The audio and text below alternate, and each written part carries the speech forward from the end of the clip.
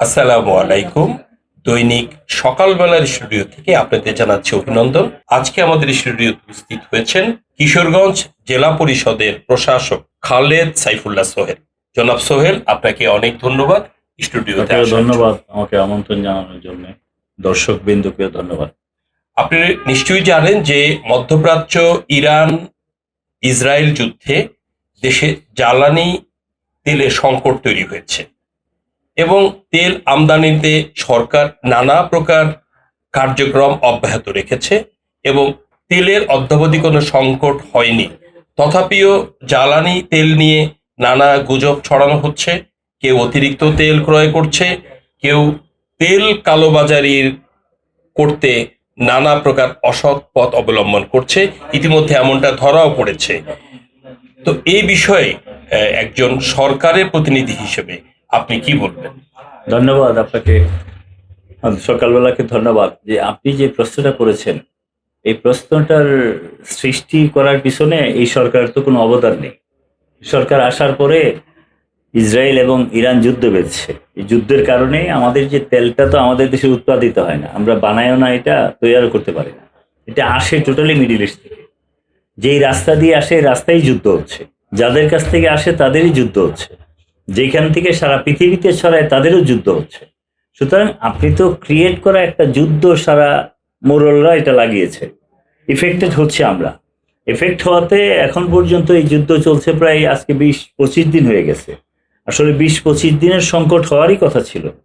তেল অনেক দেশে পাচ্ছে না, অনেক দেশে কৃষ্ণতা সাধন করতেছে, অনেক দেশে গাড়ি বন্ধ করে সাইকেলে চড়তেছে, অনেক দেশে তারা তেল বিক্রি বন্ধ করে দিয়েছে। আর আমেরিকা একটু চালাক বলে, ট্রাম্প একটু বুদ্ধিমান বলে এই সংকট সৃষ্টি হবে সে জানতো।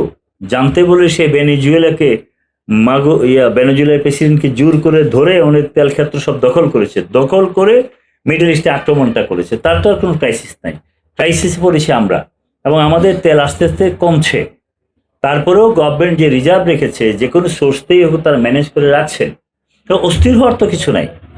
আপনি মেপে মেপে যতটুকু গভর্নমেন্ট দিচ্ছে নেন, গাড়ি ঘোড়া তো চলছে। কিন্তু আপনি নিয়ে যদি স্টক করেন, কালোবাজারি করেন, বিক্রি করার জন্য ব্যবসা করেন, ওদেরকে একটা শক্ত আইন করা উচিত। আমি যেটা মনে করি গভর্নমেন্ট আজকে যেটা সিরিয়াস হয়েছে, যে আপনি তেল দরকার 10 লিটার, আপনি নিয়ে রাখতেছেন 20 লিটার, মনে হয় তেল দিয়ে আপনি খাবেন। বিষয়টা এমন হয়ে যায় না? আপনি আর বাঙালিদের এমন একটা স্বভাব আছে আমাদের, যে কোনো সময় কোনো ক্রাইসিস হয় এটার মধ্যেই আমরা একটা ব্যবসা খুঁজে নিই। যুদ্ধ লেগেছে কই আরো কৃষ্ণতা সাধন করে আমরা আরো মানুষকে হেল্প করব, সেটা না করে এখানেও ব্যবসার ধান্দা করে। এই ধরনের ধান্দামি যারা করবে তাদেরকে আইনের আওতায় আনতে হবে। আর এখন পর্যন্ত সরকারের যে তেলের অবস্থা আছে, স্টক আছে, এতে করে সমস্যা হওয়ার কিছু নেই, সমস্যা হচ্ছেও না। লাইন ধরতে হচ্ছে, আপনি তেলের পাম্পে সেটা ধরতেই হবে। কারণ আপনি তেলের হিসাব অনুযায়ী গভর্নমেন্ট বলে দিছে এতটুকু তেল লাগতেছে, আসলে এতটুকু তেল পাইলেই তো হচ্ছে। কিন্তু আপনি যখন যে 10 লিটার লাগে আপনি চাচ্ছেন 20 লিটার, তখন আপনাকে দিতে পারবে না। তখন আপনি লাইন ধরে ধরে প্রতিদিনই তেলটা নিতে হচ্ছে। সুতরাং এই লাইন ধরে ধরে তেলটা নেওয়া উচিত। এতে একটু কষ্ট হইলেও অন্তত আমরা আন্দাজ করে চলতে পারবো। আসলে তো আমরা বেআন্দাজের মতো করে এই তেলগুলো নেই। আমি অনেকে দেখেছি, আমার অনেক ফ্রেন্ড আমাকে বলেছে এবং অনেক ছোট ভাই বলেছে, কিছু তেল তো রিজার্ভে রেখে দিতে হবে। এখন সবাই যদি তেল রিজার্ভে রাখে, তো বাংলাদেশের রিজার্ভ যাবে কই? আপনি দেখবেন কালকে থেকে তেল বন্ধ করে দেন, অন্তত 5-7 দিন আমাদের দেশ এমনি চলবে। কি জন্য চলবে? ওই যে তেল স্টক করেছে ওইটার থেকে তারা খরচ করবে। পরশুদিন আমার এক ভদ্রলোক বলতেছে, আমার তো 50 লিটার তেলের দরকার ছিল। আমি বললাম এত তেল তো দিবে না, দেওয়া হচ্ছে না।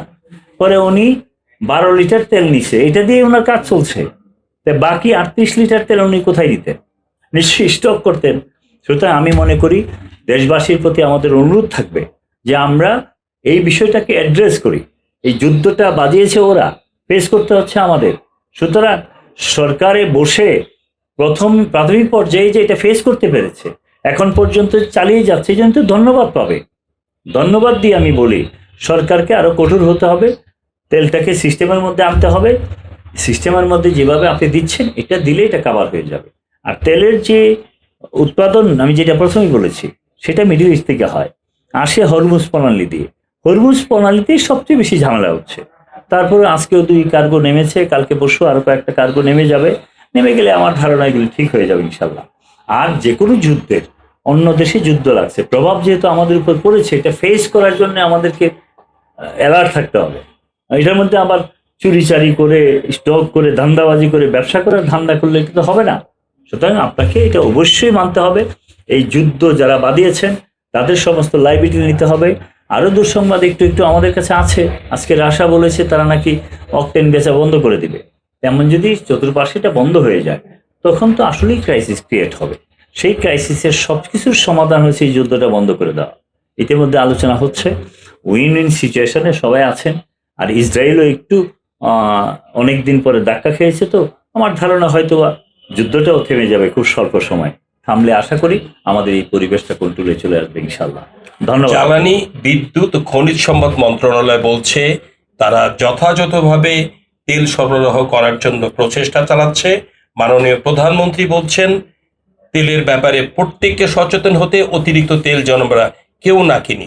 তো সর্বশেষ আপনাকে যে প্রশ্নটি করব, যে এই বার্তাটি আপনি কিশোরগঞ্জের জেলা পরিষদের প্রশাসক হিসেবে আপনার জেলায় কিভাবে পৌঁছাবেন?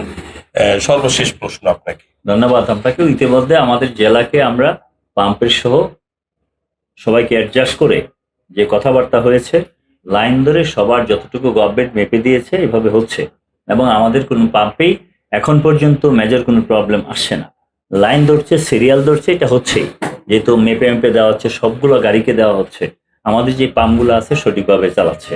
ইতিমধ্যে আমি বলেছি যদি এর মধ্যে কোনো ব্যত্যয় ঘটে আর তেলের কোনো চুরিচামারি হয় তাহলে এটা শক্ত হাতে আমরা দমন করব এবং শক্ত হাতে প্রতিরোধ করব। আমি বলে দিব যে কোনো অবস্থাতেই জাতিকে ব্ল্যাকমেল করে, জাতিকে যুদ্ধের অজুহাত তুলে তাদেরকে কষ্ট দিবেন তা কিন্তু হবে না, এবং ওনারা এটা করছেন না। এই জন্য আমি পাম্প অ্যাসোসিয়েশন এবং পাম্পের মালিকদেরকে ধন্যবাদ দিই যে ওনারা আমাদের সাথে একাত্ম হয়ে, জাতির সাথে একাত্ম হয়ে সঠিকভাবেই সেটা পরিচালনা করছেন। ধন্যবাদ আপনাকে।